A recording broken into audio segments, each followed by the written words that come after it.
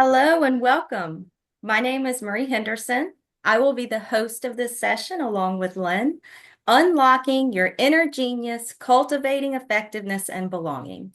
By joining today, you acknowledge that this session is being recorded and will be shared with the TLC-related materials. Microphones will be muted for this presentation, but we encourage you to post questions and comments in the chat.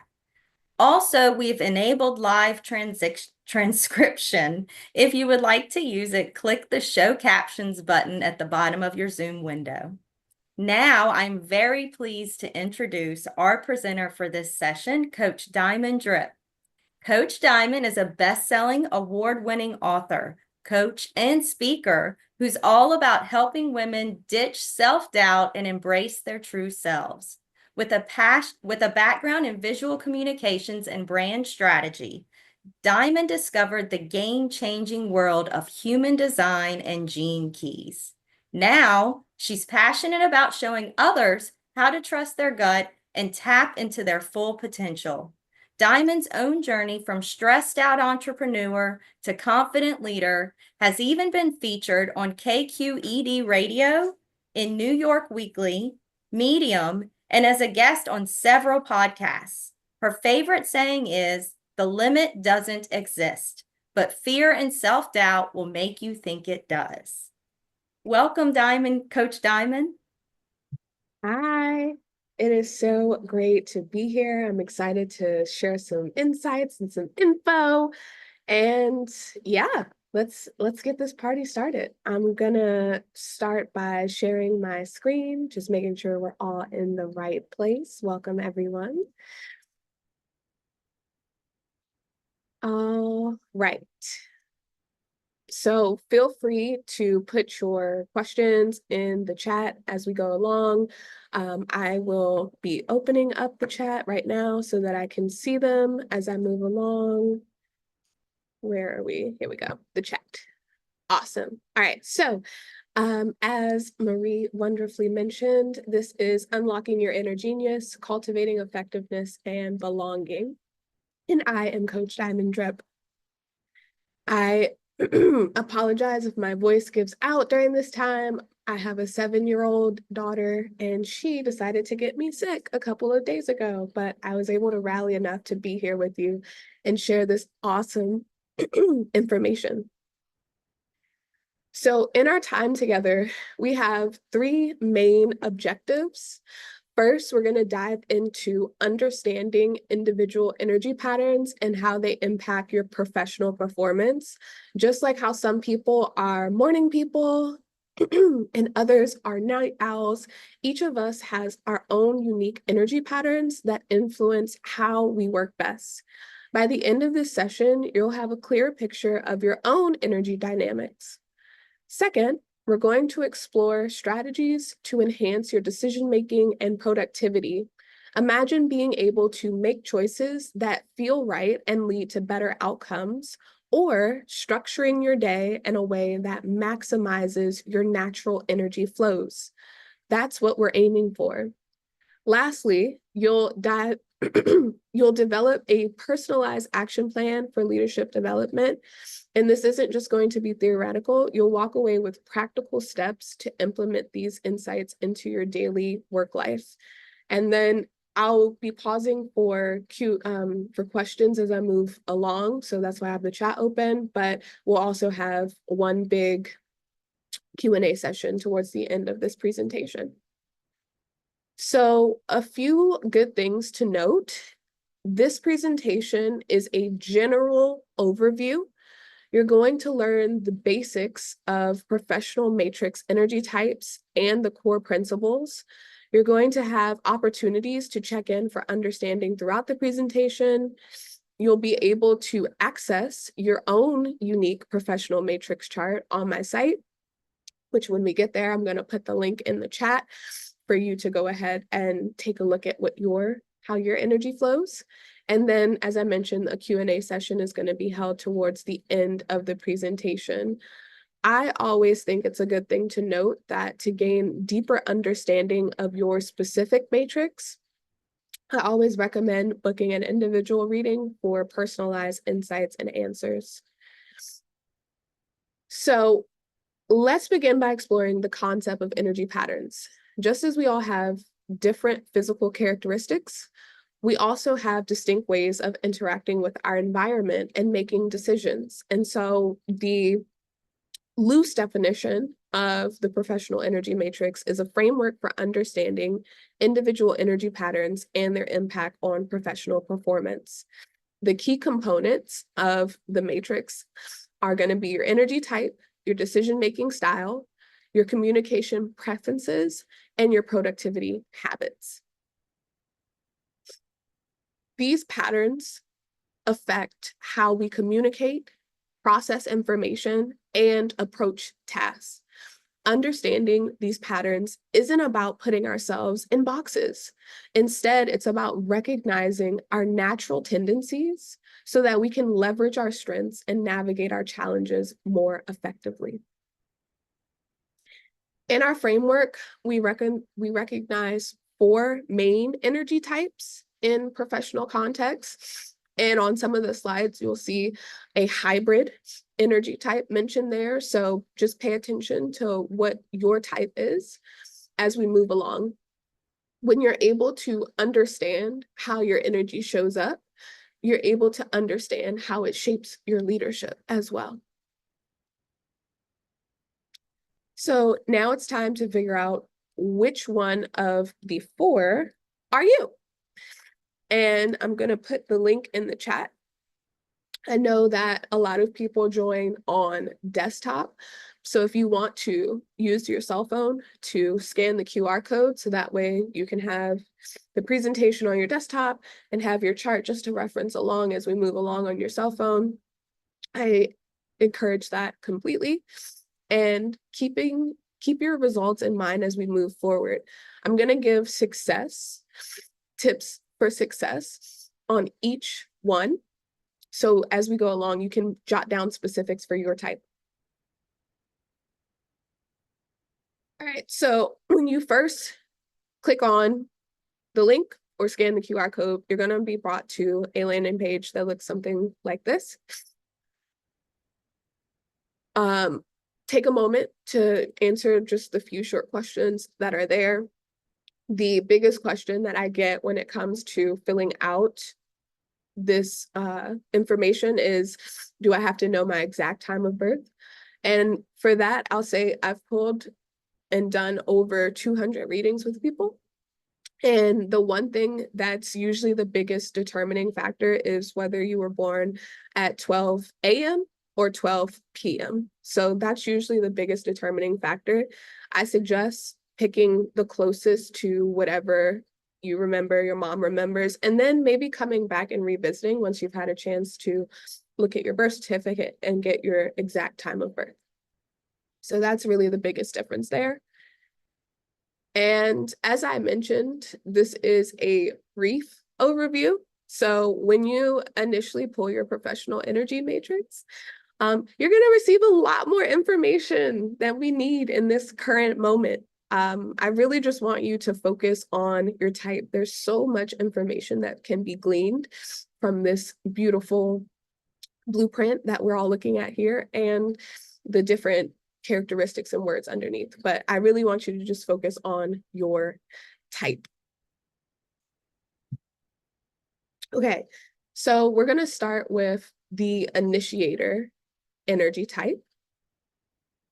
And these are go-getters who thrive on starting new projects. They have a natural ability to get things moving, and they're often the spark that ignites action in a team. And so some strengths that an initiator as a leader will have will be getting new ideas off the ground, bringing fresh energy to teams, seeing new possibilities, making bold changes.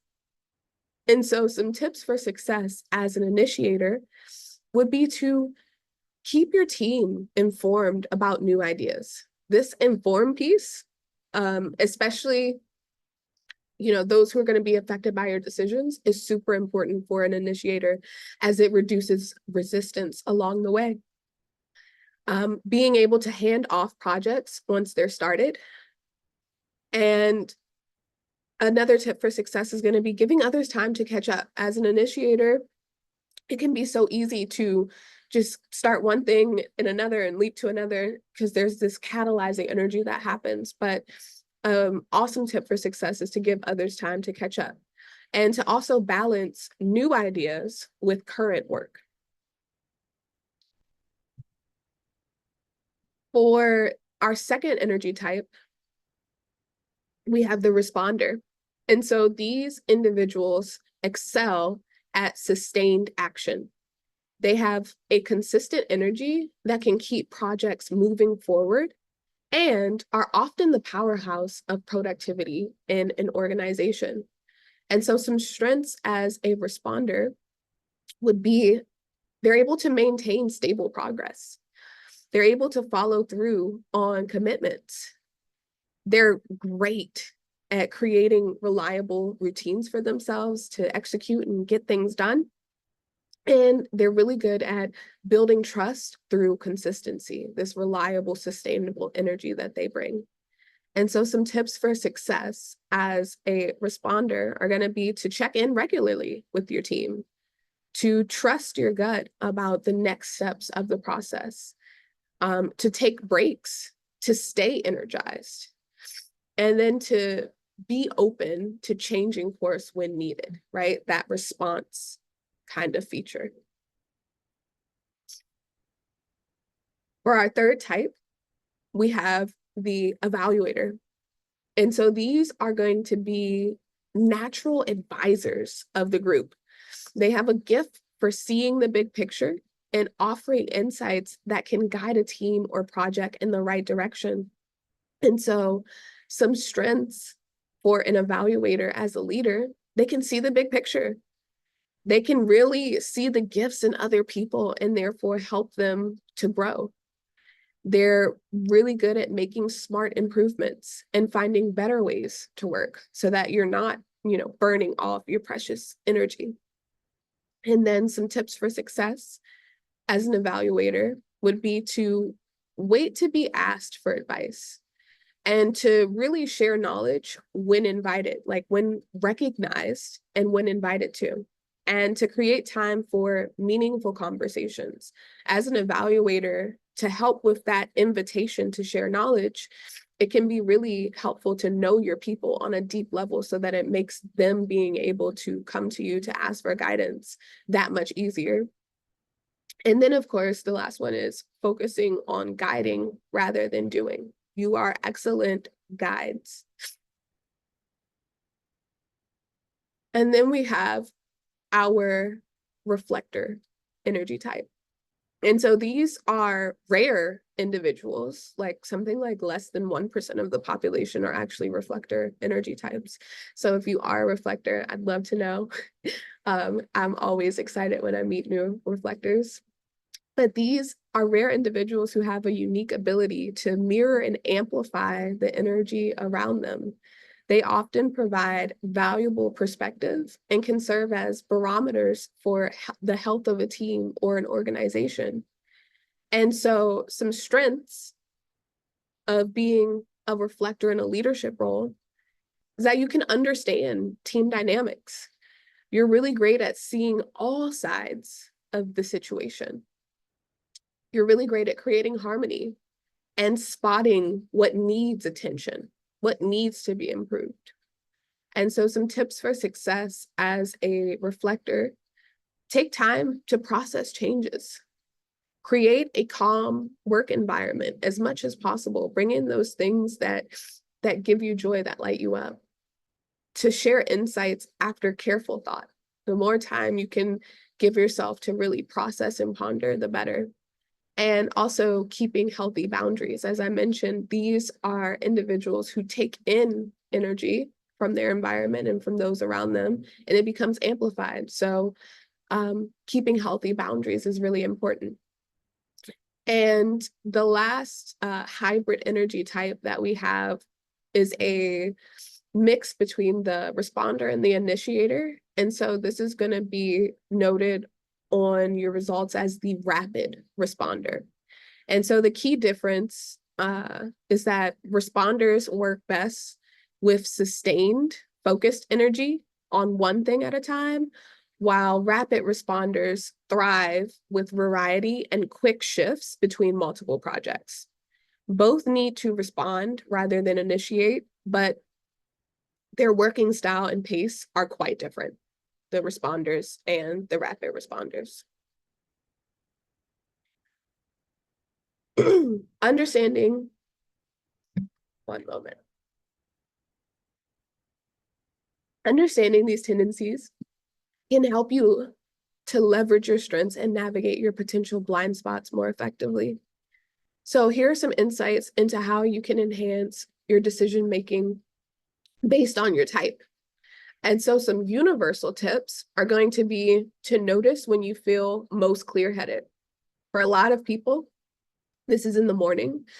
So using that morning energy can be really helpful when planning. Taking breaks before making big choices and paying attention to what your body is telling you. Our bodies have so much wisdom, but we often override that wisdom, and we yes, we tend to go into our minds, which just complicates our decision making. We start thinking about all the what ifs, or we start thinking about past mistakes and not being focused on the present. But there's so much wisdom in our bodies. So pay attention to what your body is telling you. So for our initiators, here's going to be some decision-making tips for optimization wise for each of the different types. So initiators, trust when you feel the timing is right to start something new. Think about who your ideas are going to affect, because those are the very people who need a heads up in order for you to face less resistance as you move along your path. Let people know before you make really big changes. Give yourself quiet time to feel when it's right to act, and notice what worked well in past projects, especially when it comes to communicating the direction that you're going to go into, because that can really help you when starting other new projects. For the responders, wait for opportunities to come to you before saying yes. Listen to that gut response. It knows what's right for you. For a lot of responders, when someone asks you both responders and rapid responders, when someone asks you a yes or no question, take notice of what's happening in your body. You'll either feel like a like, ooh, yes, I absolutely want to do that. Or you'll be like, no, not really. It's like it's an internal gut response. It's like or Take time to feel if something is truly energizing. The more that you can do this, the more energy that you'll bring to the table for whatever the project or task or opportunity is. Like I said, use yes or no questions to check your internal response, and notice what makes you feel satisfied versus frustrated. For every single one of these energy types, there's what we call a signature theme. So this is like a green light, you're doing, things are clicking, you're moving along your path, and it's this satisfying feeling. When you start to face resistance, when you start getting stuck, when you start getting in your head, you're going to experience some frustration. And that's a signpost for you to check in with yourself and say, is this right for me? Do I have the energy to sustain this? So notice what makes you feel satisfied versus frustrated. For our rapid responders, our hybrid energy type, trust your quick gut responses. Be ready to shift direction when something isn't working. Keep track of multiple interests and priorities, and check in with your energy before committing to things. And also be okay with changing your mind if something doesn't feel right. So many times we live in this cultural, societal context where, we're being shamed or forced into moving one way, and if we change our minds, it's wrong. And for rapid responders, this kind of quick pivoting can actually be how you obtain mastery in what you're doing. So being okay with changing your mind if something doesn't feel right to you. If you start to get that internal figuring out ways. Yes. I love that, Kate. But yes, being okay with changing your mind if something doesn't feel right. For our evaluators, wait to be invited before sharing your wisdom. Notice when others are truly ready for your help. You're gonna notice it because they're gonna recognize you and they're gonna invite you in for the insights and the wisdom that you bring. Pay attention to when your advice is valued. Take time to consider invitations to share your energy, to share your knowledge, and keep track of when your guidance helps the most. Because oftentimes this is going to relate to some of your most important gifts that you saw on the chart, the energetic blueprint that we pulled. It's going to correspond to some of your most important gifts. For our reflectors, the best, right, for the really big decisions, you'll find that you reach the most clarity by taking at least a month to make decisions, right? Really big decisions, to really assess, to really gather intel, to really gather information, to assess how you feel, and then come to your clarity over time. Talking things through with people you trust is really helpful during that process. And noticing how different places and people affect your choices. The environment is very important for the reflector energy type. And giving yourself plenty of think time. Then, of course, keeping track of what helps you make good decisions. What are the patterns that you can pick up on as you take, 28 days to a month to come to clarity.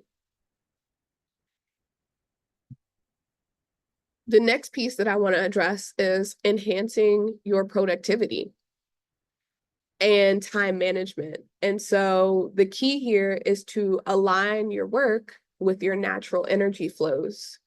And so some universal tips, excuse me, are going to be to create a space that helps you focus, to notice when you have the most energy.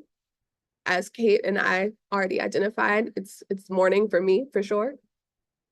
And taking breaks when you're feeling tired. You're not going to do anyone any good by exhausting your internal battery.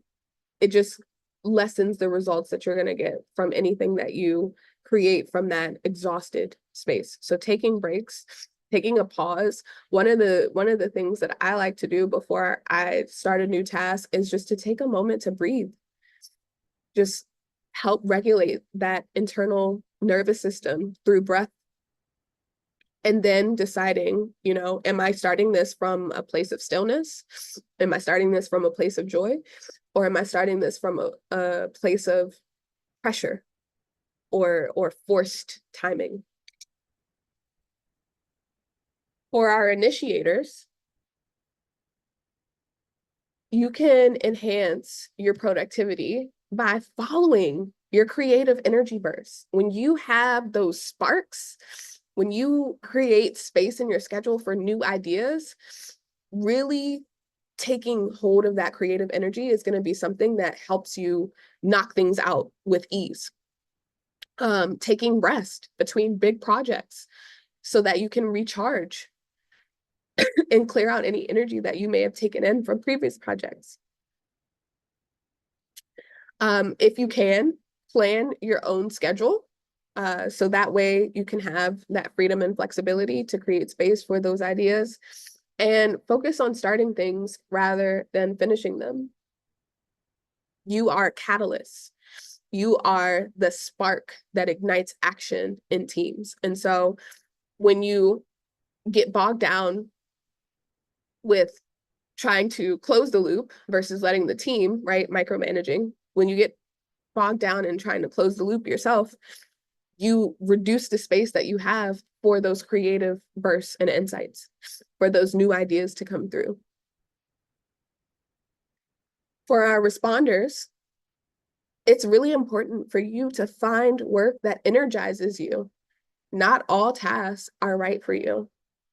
And so taking breaks before you're exhausted. So this is what I was saying on the enhancing productivity slide. So taking a breath, making sure that you check in with yourself, you check in with your energy before you start things. If you realize that you're feeling a little bit more tired, more exhausted, give yourself that space. Do a little, 3-minute meditation, giving yourself that space so that you're not exhausted starting something. It can be really helpful for responders to focus on one major project at a time. Creating routines that match your energy flow and building in time to fully complete things before starting new things. For our rapid responders, it's actually aligned for you to work on multiple projects that energize you at once. You can switch between tasks when your energy naturally shifts. You can find shortcuts that work for you. Rapid responders, depending on different languages, in some of the certifications that I've gone for, rapid responders are referred to as time benders because they have that gift of efficiency. So finding shortcuts that work for you, keeping track of when you're most productive can be really helpful. And building in quick breaks between activities can be really helpful. Rapid responders have a lot of energy and they have a way with being able to switch in between things. For our evaluators, it's better for you to work in shorter bursts rather than going in long stretches. And so it can be really helpful to take plenty of breaks as you move along to stay energized.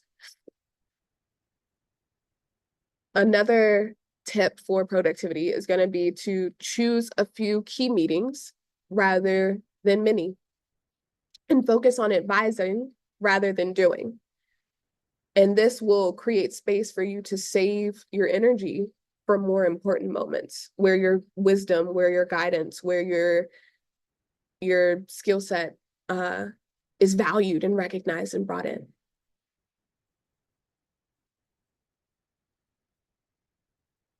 Yes, Holly, I love that.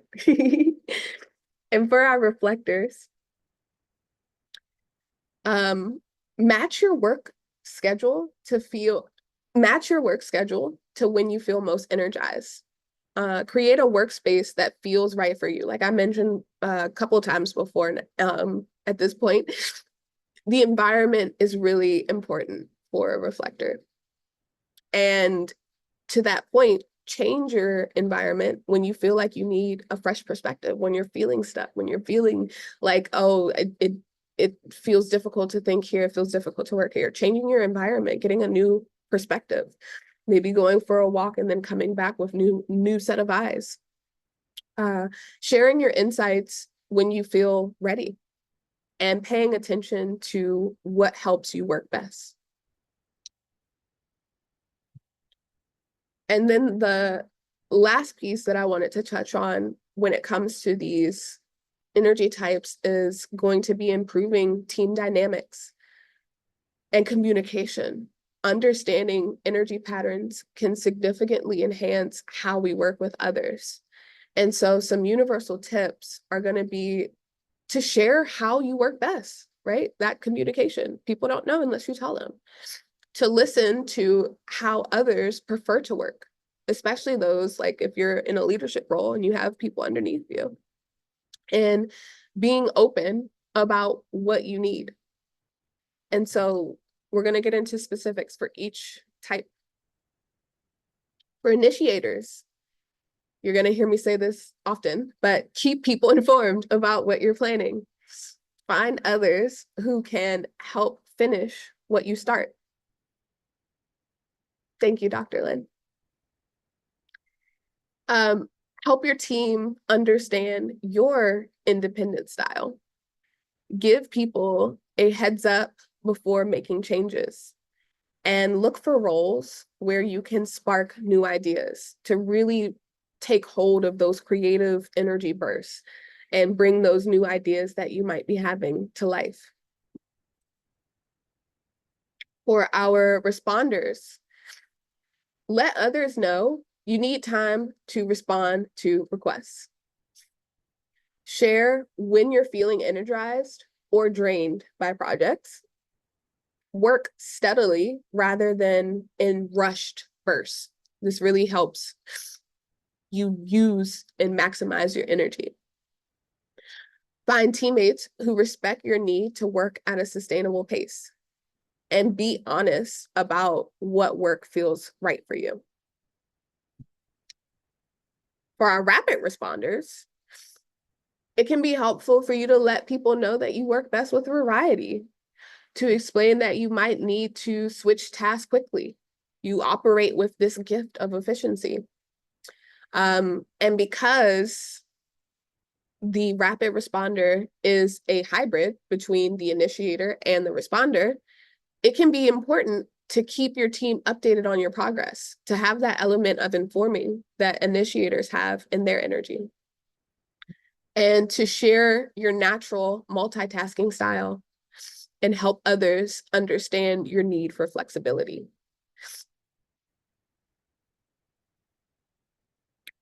For our evaluators, share your special skills when asked. Show others how to work best with you. Build connections before offering guidance. This goes back to what I was saying at the beginning. When you create those meaningful relationships with people and they're able to naturally see and recognize you for your gifts and the wisdom that you bring, it can be really impactful to have those relationships with people to make it easy for them to come to you or seek you out for your guidance or for your help. And to that point, like I said, make it easy for other people to ask for your help. Help others to see your natural wisdom. And then for our reflector energy type, share your unique way of seeing things. So many times we get bogged down about sharing our unique viewpoint. And this is for reflectors, for all energy types, because of the fear of judgment, or we don't want to ruffle any feathers. But you never know how your unique way of seeing things could be a perspective shift for someone else that creates a ripple effect of just awesome things that can come from that. And so take time as a reflector to watch and understand the group energy. Like I said, these are really great barometers for the health of a team or an organization. So giving yourself space as a reflector to take time and understand the group energy can be helpful with giving insights. Let others know when you need time to process. Out of all of the energy types in the professional energy matrix, reflectors take the most time in order to come to clarity. So letting others know that you need time to process is okay. Help people understand your monthly decision cycle and create quiet space when you need to recharge, to clear out the energy from your environment, from the people around you. All right, so now we're going to create a 30-day action plan. And so this is a loose template just to kind of get you started. So, excuse me, weeks 1 to 2, you want to get to know your style. So start to take notice of when you feel most energy. Start to note what drains your energy. Write down what works best for you and pay attention to your natural rhythm. So many times we're forcing things because we think that's what we should do in order to be successful. But this can be a time to get to know your natural ebbs and flows in your energy. Week 2 to 3, try new approaches. Test better ways to communicate. practice managing your energy, really bringing in some of those optimal decision-making tips, beginning to set healthy boundaries. And I forgot to mention, this action plan is in your professional life, but also in your personal life. This energy, your energy shows up in more than just work. So this is going to create well-being in all areas. So setting healthy boundaries and exercising how to make decisions your way. And on that self-assessment that you took, it actually gives you insight into, there's 7 possible decision-making authorities. And so paying attention to which one works best for you. And then weeks 3 through 4, check your progress. See what's working. Ask for feedback. Keep what helps and adjust what doesn't.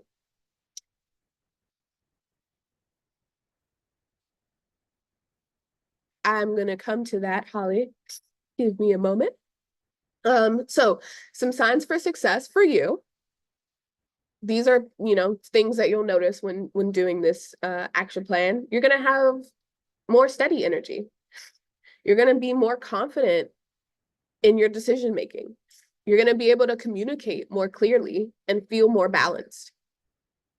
Some signs of success for your team. You're going to work well. You're going to work better together.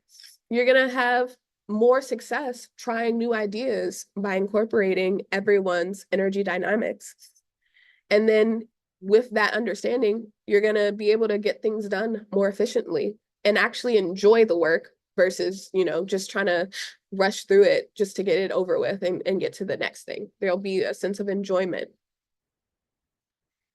And so, as I mentioned on the expectation side, this is a general overview. And so a lot of people at this point, they're like, okay, is this all I need to know? And I like to go beyond the basics. So learning your energy type, your strategy, your authority, and even your profile, which is that like fraction looking thing on your self-assessment, they're a great start. But if you've ever wondered about what you're here to do in this lifetime, or what your soul came here to learn, what deeply fulfills you, or even what your purpose is in this lifetime, I do offer an Understand and Master Your Energy reading. It's a 90-minute deep dive into your energy matrix. You get some personalized strategies for decision-making, work, and relationships. You'll also have some reflection questions to deepen your understanding of your most important gifts and strengths that you'll see there in your energetic blueprint. And the whole session is recorded so that you can stay present during our time together. And then you'll have the recording to refer back to anything that you might need clarity on. And then there's a follow-up integration session. So the QR code is there. I'm also putting the link in the chat. And yes, I'm gonna answer Holly's question now. But before I stop sharing and get into the Q&A, I just wanted to invite you to connect with me. Whether you do the reading or not, you at least have some information to help you start, exercising how you make your best decisions, how you can increase your productivity, how you can enhance your team dynamics and those working relationships. So you can connect with me on my website. I'm also on LinkedIn. I also just put that in the chat. And yeah, I'm gonna stop sharing now so I can look at Holly's question. Excuse me. By checking it a couple times an hour. Holly, what was your type, if you don't mind?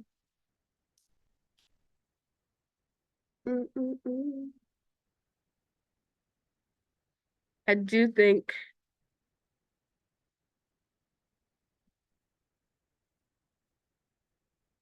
intriguing. Okay. I'll put the link in the chat again, because usually you're only going to be one. So you're either going to be an initiator or a reflector. You're going to be a rapid responder. But to answer your question, I love first that you have been tracking your activities and your energy level for the last few days. I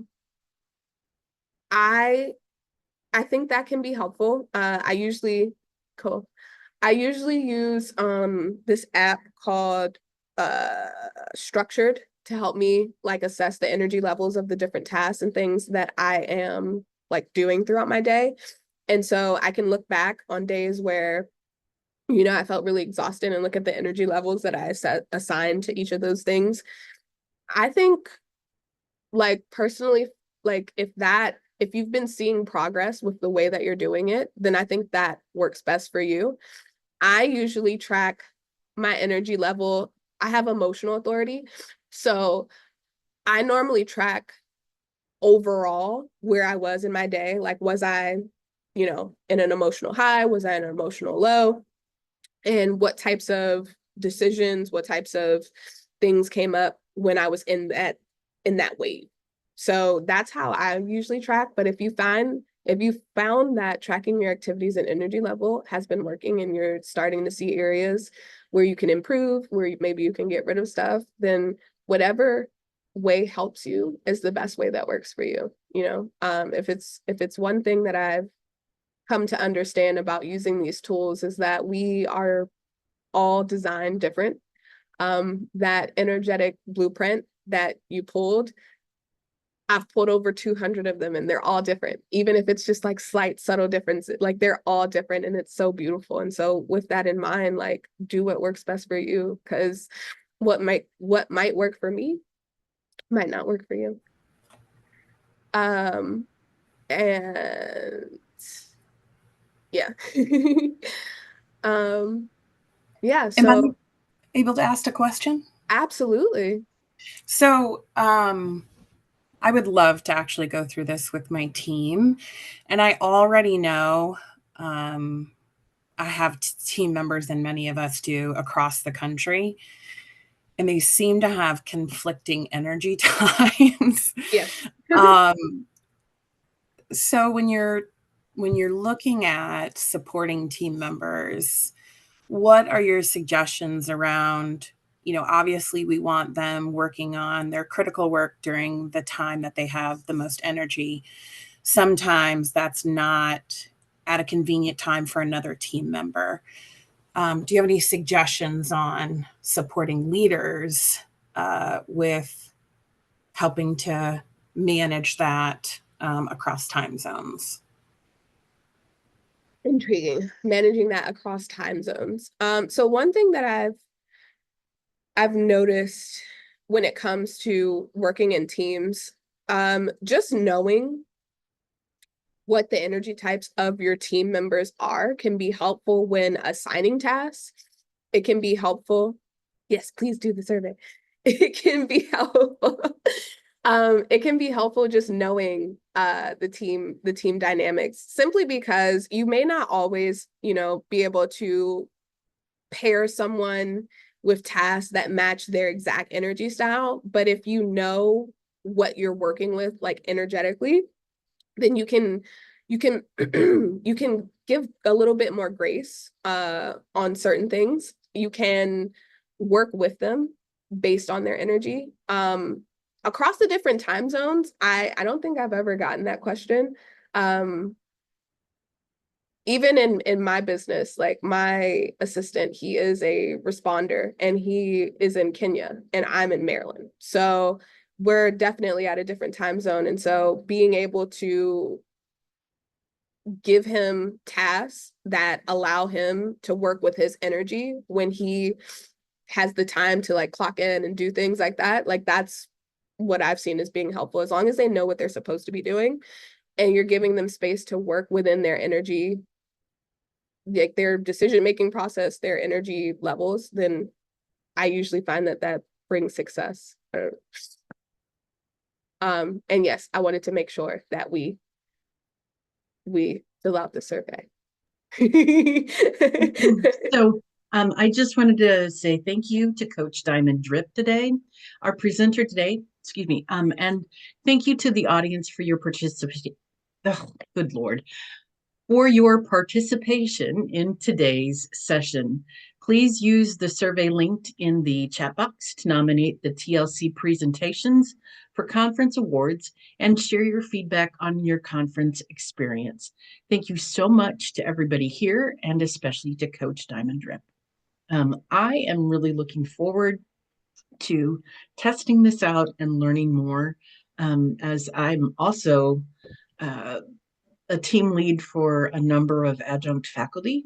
And so making those connections is really important. And I really appreciate the topics you covered and the explanations you shared and the best practices. So excellent, excellent presentation today. Thank you so much. Thank you, everybody. Please use those links in the chat box. Have a great day. Thank you.